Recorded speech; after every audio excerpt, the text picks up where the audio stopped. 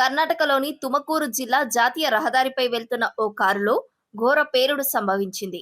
ప్రేమ వ్యవహారంలో వచ్చిన గొడవల వల్ల ఓ యువకుడు ఓ యువతిని కిడ్నాప్ చేసి చివరకు కారులోనే బాంబు పేల్చుకొని చనిపోయారు. ఆ కారులోంచి యువతి సమయానికి దూకేయడంతో ప్రాణాలతో బయటపడింది.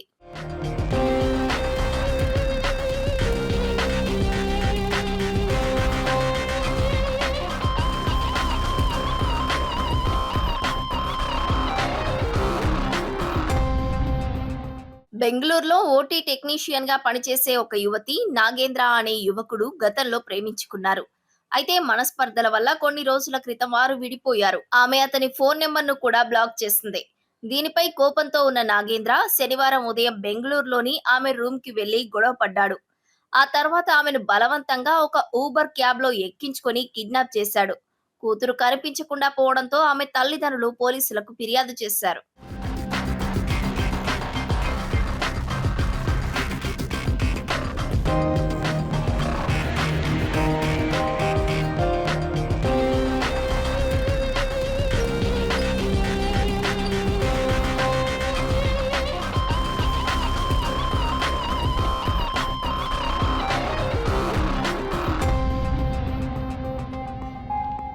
కారులో ప్రయాణిస్తున్న సమయంలో నాగేంద్ర ఆమెను తీవ్రంగా బెదిరించాడు.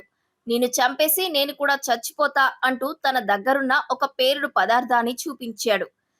కారు తుమకూరు జిల్లా జోగిహల్లి సమీపానికి రాగానే నాగేంద్ర ఆమెపై కత్తితో దాడి చేయడానికి ప్రయత్నించాడు. అది గమనించిన డ్రైవర్ వెంటనే కారును ఆపేశాడు. ఇదే ఆసరాగా తీసుకొని ఆ యువతి కారు డోర్ తెరుచుకొని బయటకు దూకేసింది. ఆమె బయటకు దూకిన మరుక్షణమే కారులో పెద్ద శబ్దంతో బాంబు పేలి మంటలు అంటుకున్నాయి. కారు లోపలే ఉండిపోయిన నాగేంద్ర సజీవ దహనమయ్యాడు. ఈ ప్రమాదంలో గాయపడిన యువతిని, కారు డ్రైవర్ను ఆస్పత్రికి తరలించారు.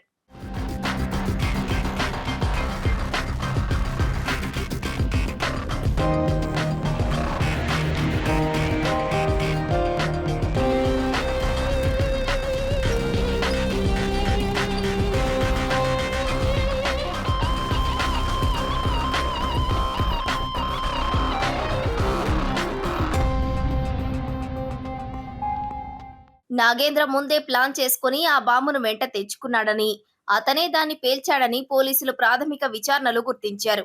పోలీసులు ఈ ఘటనపై కేసు నమోదు చేసి పూర్తి స్థాయిలో దర్యాప్తు చేస్తున్నారు. Station of that Jayanagar area, they registered a kidnap case.